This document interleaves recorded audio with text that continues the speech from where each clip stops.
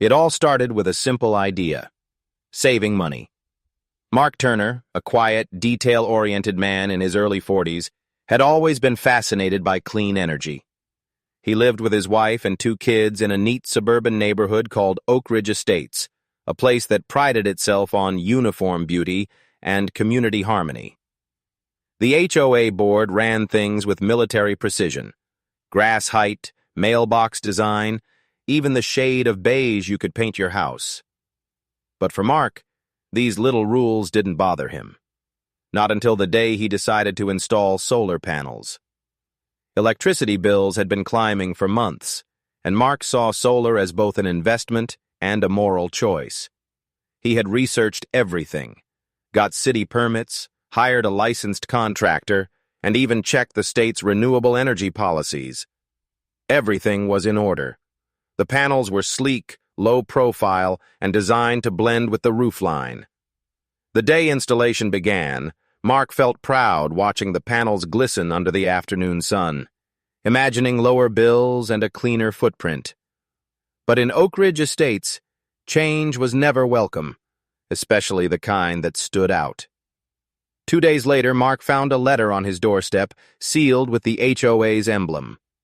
It wasn't a friendly welcome note. It was a notice of violation. According to the letter, his solar panels violated community guidelines on aesthetic uniformity and roof alterations visible from the street. The letter demanded immediate removal within 10 days or face a fine of $200 per day. It was signed by none other than the HOA president, Carol Hensley, a woman known for her sharp tongue, iron will, and obsession with control. Mark was stunned. He had followed every regulation from the city, and nowhere in the HOA handbook did it explicitly ban solar panels. But Carol had a way of bending words to fit her will. She claimed the panels were unsightly and debt, racked from neighborhood property values. It was classic HOA overreach, and it was personal now. Instead of reacting with anger, Mark began to document everything. Every notice, every message, every photo of his panels.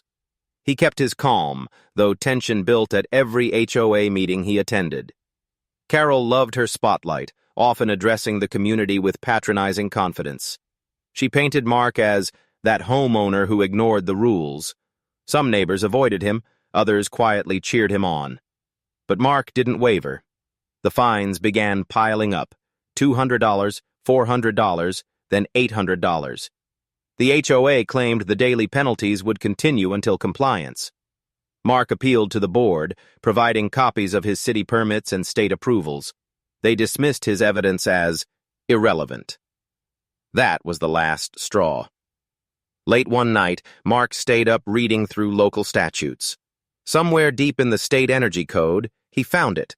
A section that specifically prohibited homeowners associations from banning or unreasonably restricting solar energy systems. The law was clear. HOAs could not enforce policies that prevented homeowners from using renewable energy solutions, especially when properly permitted. Not only that, but any HOA found in violation could be subject to restitution and legal costs. Mark couldn't believe what he was reading. He had just found his shield and his sword. The next morning, he called a local attorney who specialized in property and HOA disputes. The lawyer was all too familiar with Carol's tactics. Apparently, she had crossed the line before.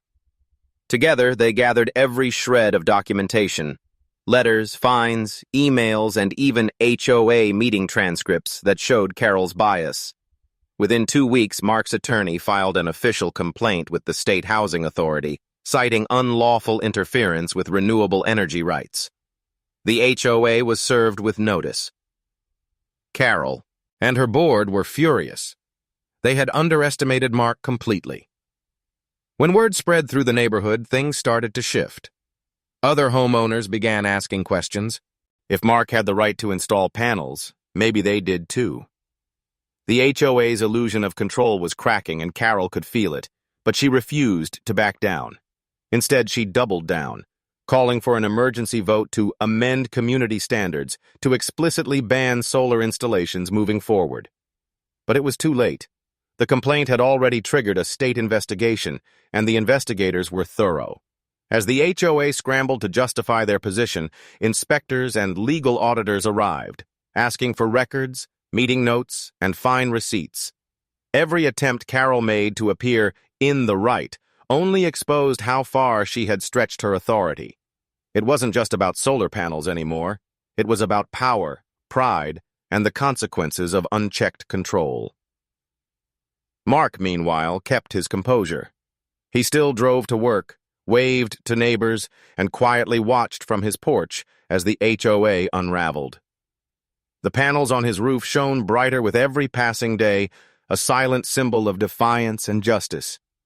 And then, one afternoon, Carol received a letter of her own from the state attorney's office. It was the beginning of the end for the Oak Ridge HOA's reign of arrogance. The letter from the state attorney's office landed on Carol Hensley's desk like a thunderclap.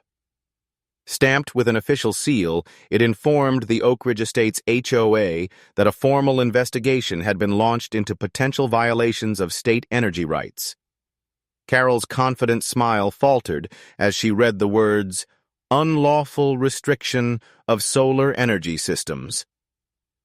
For years, she had ruled the community with absolute authority. But now, her power was being questioned by the state itself. The investigation sent ripples through the neighborhood. What had once been whispers behind closed doors became open conversations in driveways and online forums. Homeowners who once feared the HOA began speaking up. Some recalled similar experiences, being fined for garden decorations, small fences, or even mailbox colors. The HOA, once seen as the protector of community order, was now viewed as a power-hungry entity run by a handful of egos. Mark stayed quiet through it all. He knew the state process would take time, but he had already won a moral victory.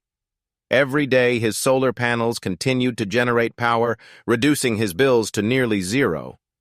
In contrast, Carol's anxiety grew with every letter and phone call from the investigators. The HOA board members, once loyal to her leadership, began to waver. Some questioned whether Carol's aggressive stance had gone too far. Others worried about being personally liable if the HOA lost the case. The investigators requested detailed documentation, meeting minutes, correspondence, and financial records related to the fines imposed on Mark. It quickly became apparent that Carol had been operating beyond the scope of her authority. Several board members admitted that no formal vote had ever been held regarding solar panel restrictions. The violation notices and fines were, in truth, unilateral decisions made by Carol herself. That revelation didn't just undermine her credibility. It exposed the HOA to serious legal risk. Behind the scenes, Mark's attorney kept pushing. They requested that all fines be nullified, all penalties refunded, and that the HOA issue a formal apology. But that wasn't all. The state law included a provision that allowed the homeowner to seek reimbursement for damages, including lost savings, emotional distress, and legal costs. The numbers began adding up, and the total exceeded several $1,000s. The HOA's treasurer nearly fainted when he saw the preliminary estimate of potential liabilities.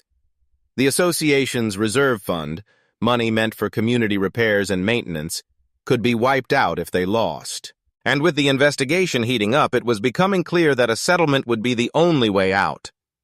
Carol, however, refused to accept defeat. She tried to rally the board, insisting that Mark was making an example of them for personal gain. But her words no longer carried weight. One by one, her allies turned against her, unwilling to sacrifice their own reputations. Some even leaked internal emails to the investigators, proving that Carol had intentionally ignored legal advice that warned against banning solar installations. The evidence was damning. The community's mood shifted drastically. Where there had once been fear of HOA retaliation, there was now laughter, quiet at first, then bolder. Neighbors began sharing memes and jokes online, mocking the HOA's arrogance. A few even started their own solar projects, openly citing Mark's case as inspiration. Oak Ridge Estates, once a place of conformity, was becoming a battleground for individual rights. Mark remained composed, never gloating, never arguing. He understood something Carol never did. Power rooted in control is fragile, but power rooted in principle is unbreakable. As he walked his dog each morning, he noticed how people now waved, smiled, and even stopped to chat. The same neighbors who had once avoided eye contact now thanked him quietly for standing up. Weeks passed, and the state's findings finally arrived. The report concluded that the HOA had indeed violated the state's renewable energy protections by attempting to restrict and penalize Mark for lawful solar installation. The ruling was decisive. The HOA was ordered to reimburse all fines, pay for Mark's legal costs, and issue a formal statement admitting fault. But the most surprising part came at the end. The state recommended that the HOA implement a policy requiring the association itself to contribute toward homeowners' renewable energy initiatives. In short, Oak Ridge Estates would now have to help fund solar projects, including Mark's. The irony was poetic. The same HOA that had to ban his panels would now, by law, have to pay a portion of his electricity savings moving forward. The board members were stunned, and Carol's fury was unmatched. She tried to appeal, but the decision was binding. The HOA's insurer covered part of the damages, but the remaining balance came from the HOA's reserve fund, the very pool of money Carol had controlled for years. When the refund check arrived in Mark's mailbox, it wasn't the amount that made him smile. It was the symbolism. Justice, quiet and complete. He framed the HOA's official apology letter and placed it in his home office, right next to a photo of his shining rooftop. But this wasn't the end of the story. The HOA's financial strain triggered a new wave of unrest. With their funds depleted and reputation tarnished, the community demanded leadership change. A special election was called to replace the HOA board. Carol fought to keep her position, but the homeowners were done with her reign. On the day of the election, the meeting hall was packed. Tension hung thick in the air. For the first time, the people of Oak Ridge Estates had a choice: control or change. And when the votes were counted, the neighborhood's future took a new direction. The night of the election marked a turning point for Oak Ridge Estates. For years, residents had sat quietly through HOA meetings, nodding along as Carol Hensley and her allies dictated the rules. But this time, the energy in the room was different, defiant, restless, and ready for change.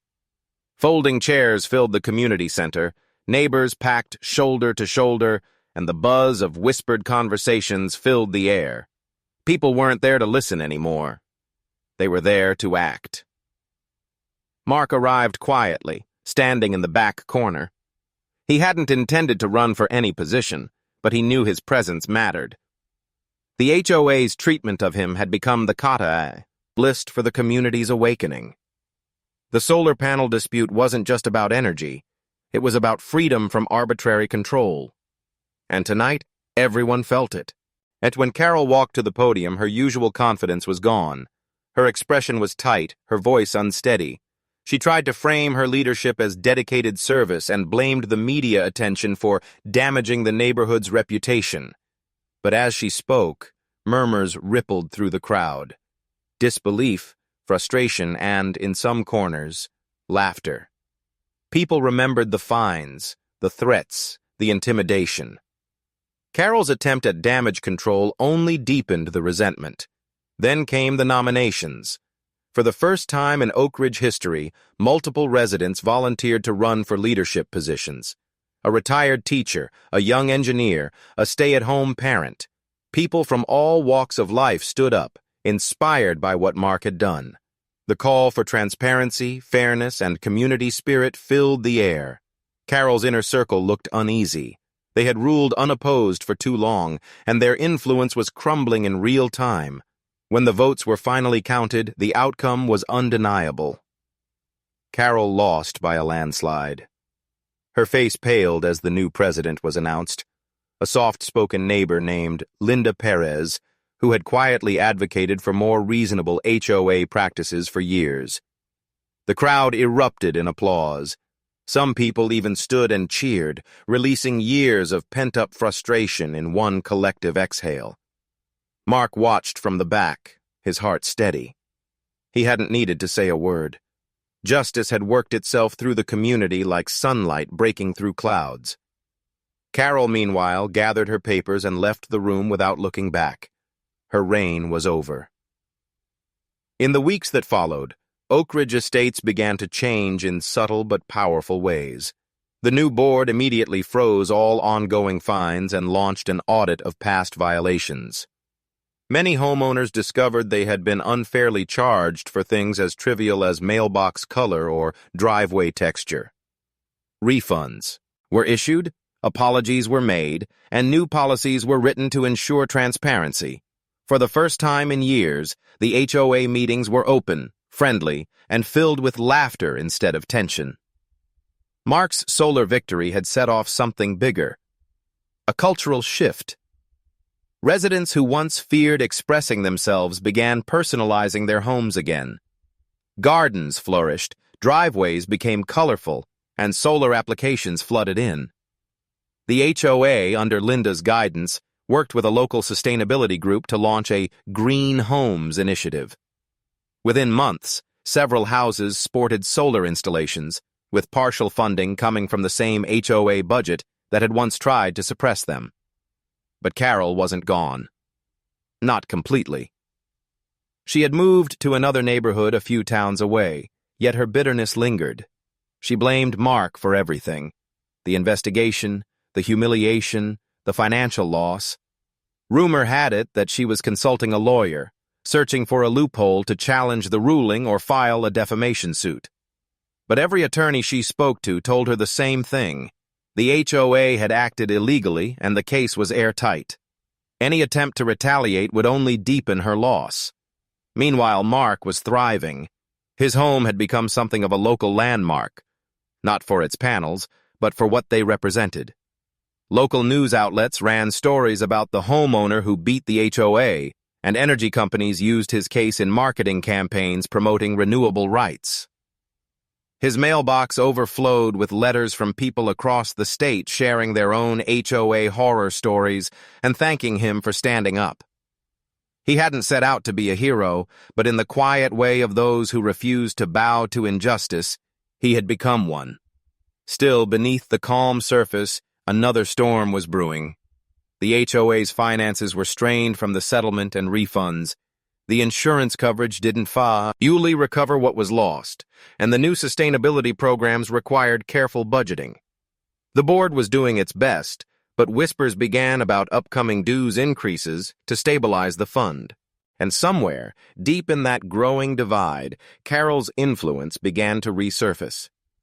Mark started receiving strange mail again, letters with no return address. Some were just empty envelopes. Others contained old HOA documents, photocopies of his violation notices from the past year, as if someone was reminding him of the war he thought he'd already won. Then one day, a thicker envelope arrived. Inside was a printed post from an online community forum, Oak Ridge Watch, accusing Mark of profiting from the HOA crisis and manipulating the state for personal gain. It was signed only with the initials CH. He felt a mix of anger and fatigue. It wasn't just about him anymore. It was about control, the same poison Carol had spread before. She might not hold a title, but her shadow still stretched over Oak Ridge. Determined to end it once and for all, Mark decided to fight back. Not through confrontation, but through transparency. At the next HOA meeting, he stood up, calmly shared the threats he'd been receiving, and played the security footage for everyone to see. The room went silent. The board members exchanged nervous looks. Even Linda seemed shaken. Mark didn't accuse anyone directly, but the implication was clear. The ghost of Carol Hensley was still haunting Oak Ridge, and she wasn't acting alone. After the meeting, several residents came forward privately. They too had received strange letters or late-night disturbances. It wasn't isolated. Someone, maybe Carol, maybe someone else loyal to her, was trying to destabilize the peace the community had built. Linda took immediate action. She contacted the police, provided them with all the documentation, and requested increased patrols around the neighborhood. A local news outlet caught wind of the situation and ran a short segment about HOA harassment in Oak Ridge Estates. That exposure changed everything. The story went public. The intimidation stopped. At least for a while. But Mark couldn't shake the feeling that something was still brewing. He had spent years learning how power worked, how it cloaked itself in policies and rules, how it corrupted under the illusion of order. Carol had taught him that lesson well. But what he hadn't yet realized was that every rebellion creates a ripple, and sometimes those ripples carry consequences beyond their intent.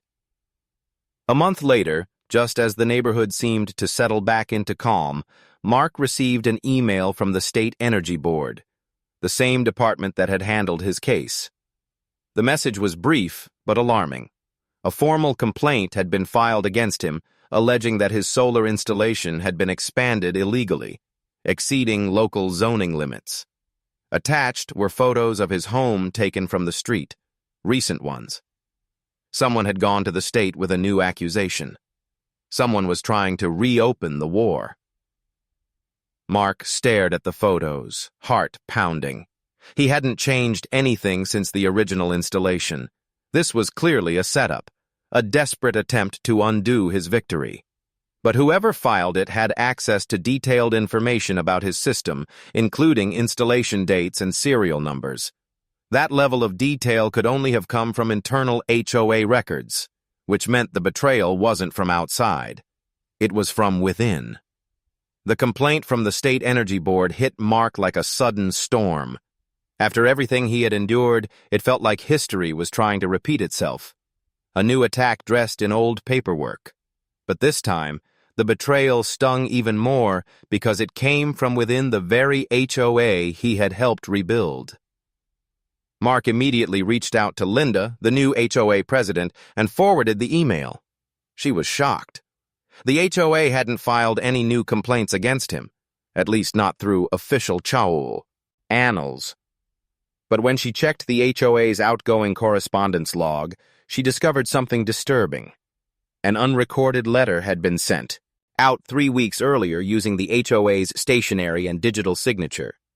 It had been addressed to the State Energy Board, accusing Mark of unauthorized expansion of solar infrastructure. Whoever sent it had access to the HOA's internal systems. That discovery sent chills through both of them. Only a handful of people had access to the official letterhead and digital credentials, the board members and their administrative assistant. The board was small. Linda, the treasurer, a secretary, and 2 general members. Someone among them had gone rogue. Someone was working from the inside, trying to undo everything Oak Ridge had fought to restore. Linda called for an emergency meeting that same evening. The community center filled again, though this time the atmosphere was heavier. Cautious, suspicious, like a wound reopening. Mark attended, sitting quietly near the front, watching faces carefully. Linda began the session by reading the letter aloud, her voice steady but cold. Gasps and murmurs spread through the crowd. The idea that the HOA, or someone posing as it, had turned on one of its own was almost unthinkable. The treasurer was the first to speak, denying any involvement. The secretary followed, visibly nervous. One of the general members, a middle-aged man named Greg Lawson, avoided eye contact altogether. He had been a long-time resident and, years ago, a close ally of Carol Hensley. Though he had claimed to distance himself from her after her fall from grace, whispers had persisted that they still occasionally spoke. When Linda questioned him about access to the HOA letterhead, Greg's responses grew defensive. He claimed ignorance, said anyone could have copied old files, and insisted this was another witch hunt. But the evidence told a different story. The digital signature used on the letter matched Greg's authorization key. He was the only one whose credentials had been used on that specific date. Cornered, Greg lashed out, accusing Mark of manipulating the HOA from the shadows, of turning the neighborhood against its traditions, of ruining Oak Ridge's image. His words echoed Carol's old rhetoric almost perfectly. The room erupted. Some shouted at Greg to sit down, others demanded his resignation. Mark didn't speak. He just watched the unraveling. The same pride and obsession that had once driven Carol now flickering in Greg's trembling hands. It was the same sickness, just with a new host. By the end of the meeting, Greg was suspended from the board pending investigation.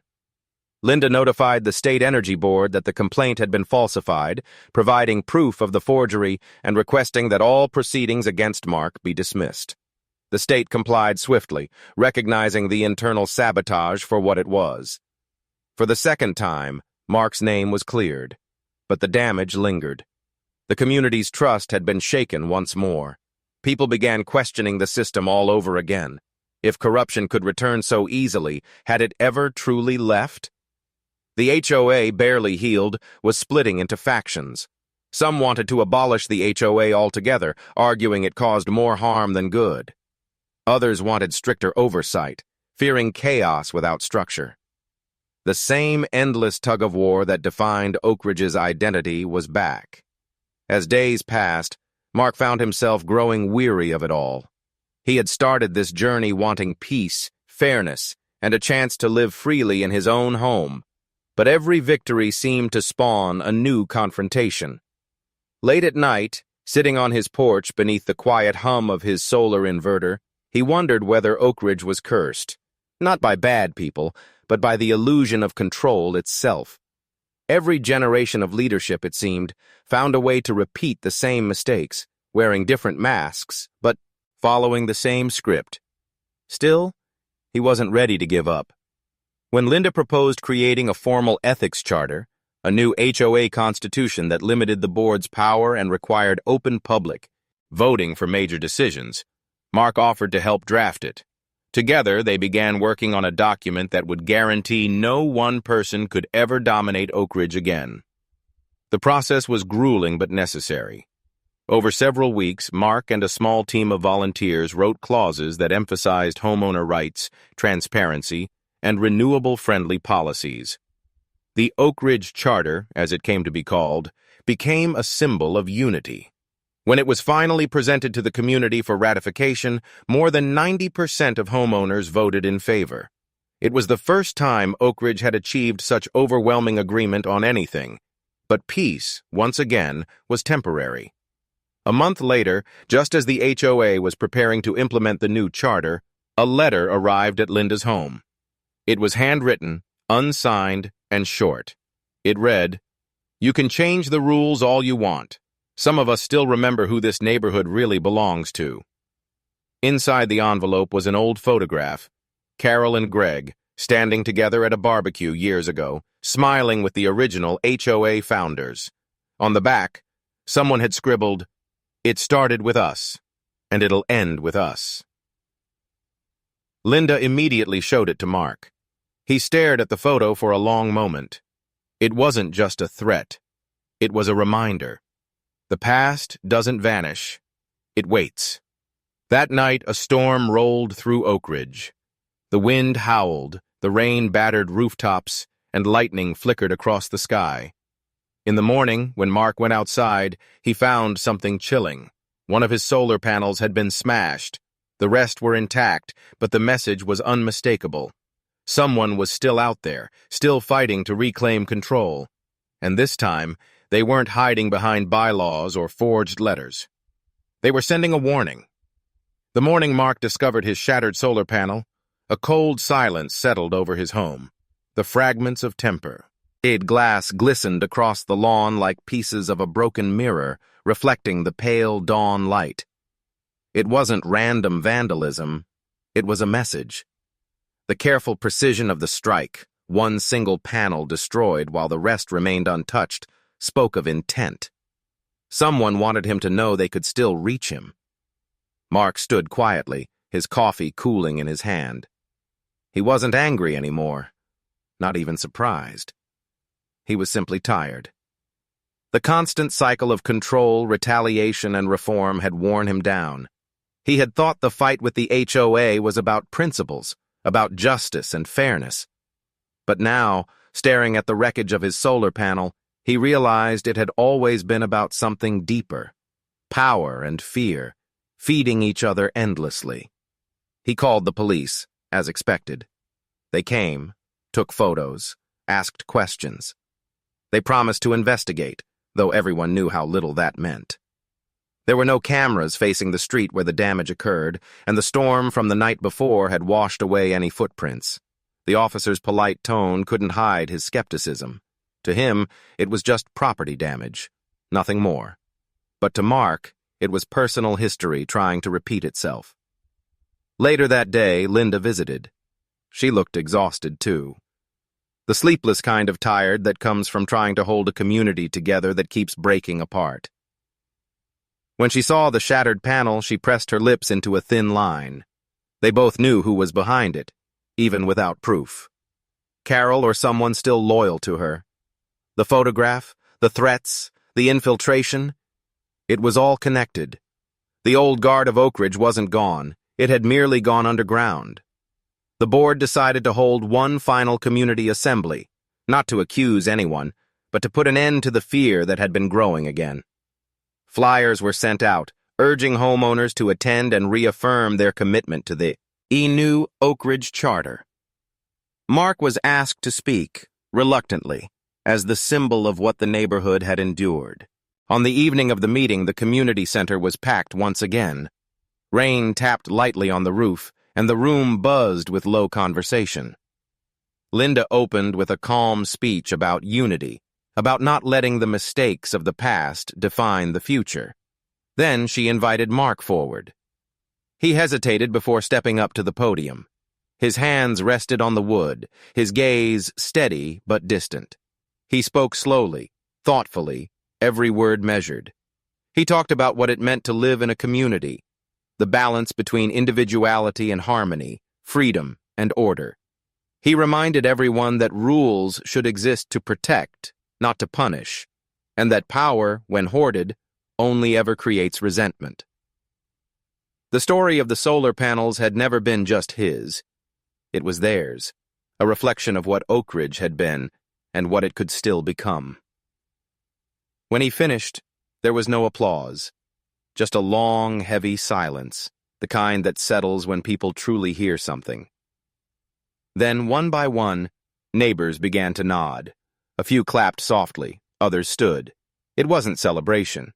It was acknowledgement, quiet, mutual, human. The new HOA charter passed unanimously that night, officially ratified into community law. No single person could ever again wield unchecked authority. Every major decision would now require open voting.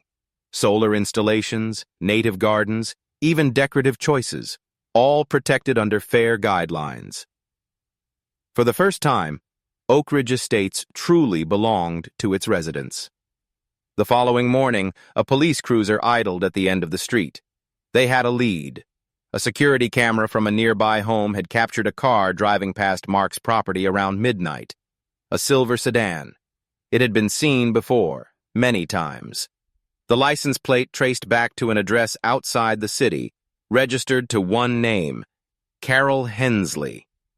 The police contacted her, but Carol denied everything. She claimed she'd sold the car months ago, had no idea who owned it now, and had nothing to do with Oak Ridge anymore. The case was filed as pending review. It was enough for Mark to know the truth, even if it would never be proven. Weeks passed. The HOA stabilized under Linda's leadership, and the vandalism stopped. New flowers bloomed in gardens, kids rode bikes down the street again, and neighbors who had once glared at each other over property lines now shared coffee on porches. The broken panel was replaced, stronger and newer than before. But Mark chose not to forget. He left a small piece of the shattered glass mounted in a frame in his workshop, a quiet reminder of how easily peace can fracture when pride takes root. Time moved on. and Oak Ridge changed. Solar panels appeared on more rooftops, catching sunlight where once only conformity had ruled. The HOA, once a symbol of fear, became a genuine force for good. And though Carol's shadow faded into rumor, the lesson she left behind remained etched in the minds of everyone who had lived through it. Years later, when a new family moved into Oak Ridge and asked Mark about the panels glinting across the neighborhood, he smiled. "They used to fight those," he said. "Now they pay for them." The irony still made him chuckle. Justice, he had learned, doesn't always roar. Sometimes it hums quietly on your roof, turning sunlight into power, and peace